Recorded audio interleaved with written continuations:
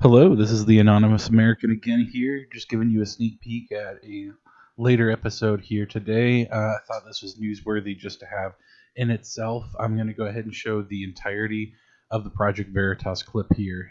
Definitely go ahead and watch this in its entirety. This really shows you how the Twitter Gestapo or the Twitterazzi, whatever you want to call them now, because now it's all there is no holding back. This is the insanity it's going for. We're talking about global censorship and much more for much longer.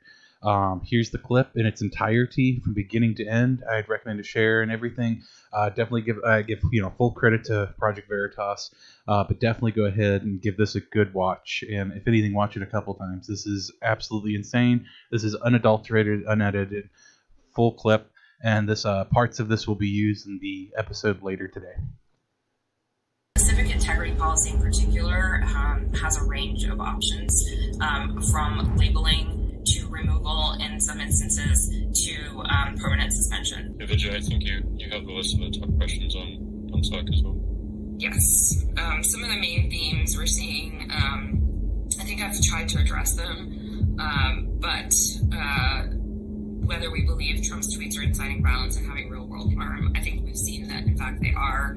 I think the question is which ones are. We've also seen that Trump has attempted, since coming back from the timeout, to de-escalate the situation, which I think has been helpful and important for some, if not all, of the people who are following him. So we do think that that is a risk, and that's why we're continuing our evaluation of how these tweets are being received and interpreted. Next, Gaddy exposes Twitter's plans to scale the censorship that we are currently experiencing here in the U.S. globally.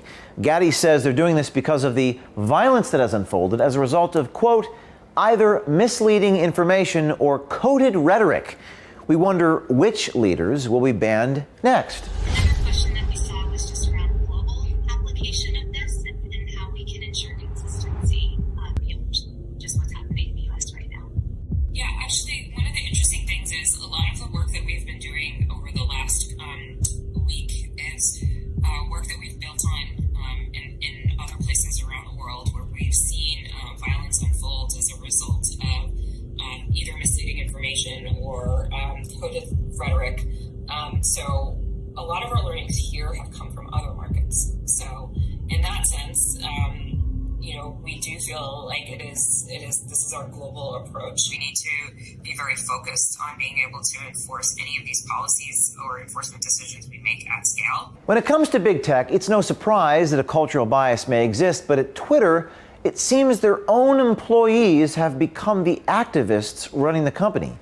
Gaddy sounds almost apologetic to her own staff for initially only putting Trump in a timeout. And then the last question, which, obviously would love Jack's point of view, but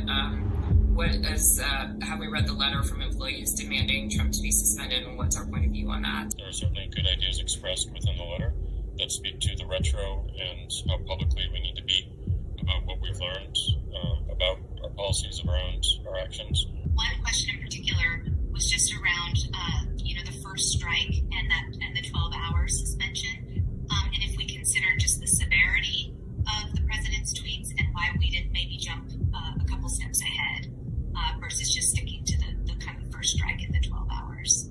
Absolutely. We had a really robust discussion about whether it should just be a permanent suspension.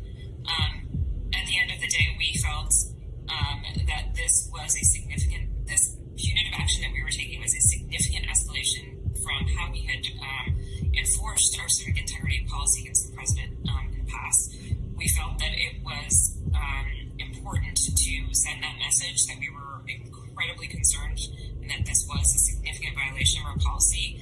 But we also felt that it was important to build trust, to also warn before a permanent suspension of an account of this importance, particularly in light of the fact that there were also messages of conciliation and asking protesters to leave and to be peaceful, etc. So obviously it was a judgment call, and we're relying on judgment of our teams and your leadership, me, Jack,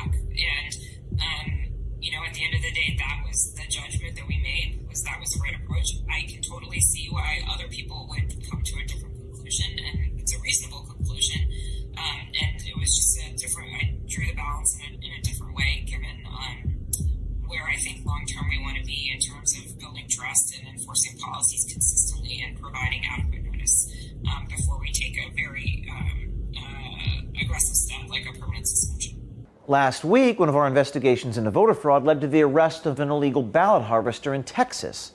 Her name, Raquel Rodriguez, and although she could face up to 20 years in jail, the mainstream media and big tech refuses to acknowledge that voter fraud exists.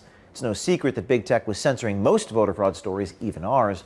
But listen to how they justify this censorship of something that is absolutely, incontrovertibly true. There's also been a lot of questions about retros, of course we're going to do a retro. I mean, we're in the midst of a retro around the election generally. This will be most definitely folded into it. What we saw Wednesday morning was really concerning to us, obviously. So a small team gathered from Trust and Safety. We were discussing the potential for violence to happen, and we decided to escalate our enforcement of the civic integrity policy and use a label that disabled engagements to stop the spread of potentially inflammatory content, which is the content around election interference, election fraud, stealing the election, that type of thing. We think that the severity of what's happening on the ground, coupled with the information that's contained in these tweets, this misleading information about the election being stolen, and massive fraud around the election, are what is changing our analysis of how we should enforce this policy. It is a much more severe violation, given what we're seeing on the ground. We made the decision yesterday that we are going to actually be more aggressive in our enforcement beyond de-amplification. We are actually going to, for accounts that are primary purpose, spreading QAnon theories, we are going to, conspiracy theories, we are going to be permanently suspending those accounts. We are doing everything that we can to ensure that Twitter is being used in a positive way that positively affects society. If you're on the inside of big tech, mainstream media, or federal government agencies, reach out to us at veritastips@protonmail.com. Be brave. Do something.